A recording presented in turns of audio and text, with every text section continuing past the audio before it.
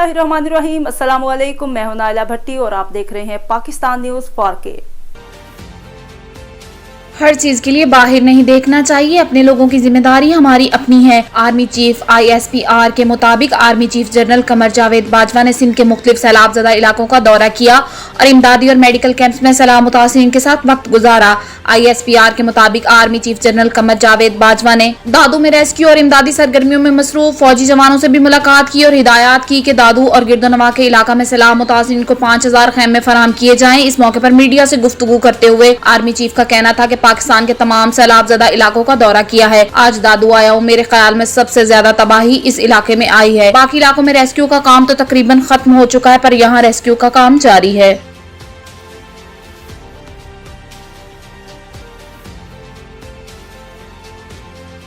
राजनपुर की खातून को मकामी सरदारों के खिलाफ आवाज बुलंद करने पर धमकियां मिलने लग गई। गुज़िश्ता दिनों खातून ने इमदाद न मिलने पर मकामी सरदारों के खिलाफ बयान दिया था। अब खातून को मकामी सरदारों के खिलाफ आवाज बुलंद करना महंगा पड़ गया और बासर अफराद की जानिब से धमकियां मिलने लगी। सैलाब मुतासरा खातून की नई वीडियो सोशल मीडिया पर वायरल होगी। खातून ने हुकूमत से तहफ़्फ़ुज़ की अपील की।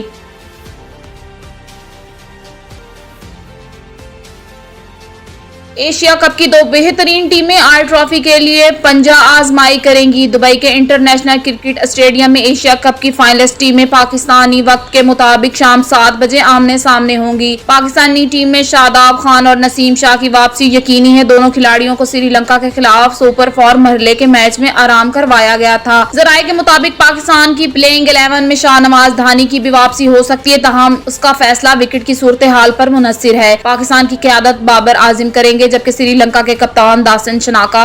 दोनों टीमों ने गुज़िश्ता रोज आराम किया था और आज दोनों टीमें ट्रॉफी जीतने के अज़म के साथ मैदान में उतरेंगी।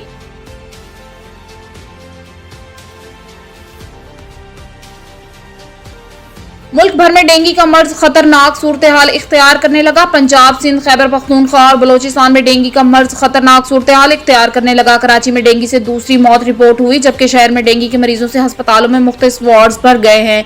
सुबह पंजाब में एक दिन में 125 से ज्यादा अफराद डेंगू में मुब्तला हो गए और अब तक पंजाब में डेंगू से 4 अफराद जिंदगी की बाजी हार चुके हैं।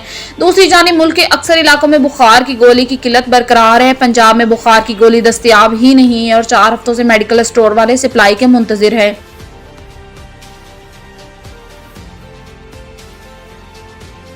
कराची में 10 साला बच्ची ज्यादती के बाद कत्ल, पुलिस ने बर वक्त कार्रवाई करते हुए 2 मुलजमान को हिरासत में ले लिया। खातून पुलिस सर्जन ने बच्ची से ज्यादती की तस्दीक की है। मुलजमान का DNA टेस्ट भी करवाया जाएगा। पुलिस के मुताबिक मुलजिम मकतूला बच्ची को पड़ोस और उसके वालिद की पिकअप वैन भी चलाता था और घर का सौदा सलफ भी लाता था। बच्ची वाक़े के वक्त नौकर और अपने रिश्तेदारों को दोपहर का खाना देने गई थी। पुलिस का कहना है कि हफ्ते की दोपहर 3:30 बजे महमूदाबाद सेक्टर B की रिहायशी तीसरी मंजिल पर खाना देने जा रही थी कि बलाई मंजिल पर रिहायशी मुलजिम ज़ीशान राजपूत ने उसे अपने कमरे में घसीट लिया। अब तक के लिए इतना ही। मज़ीद खबरों से बाखबर रहने के लिए देखते रहिए पाकिस्तान न्यूज़ 4K।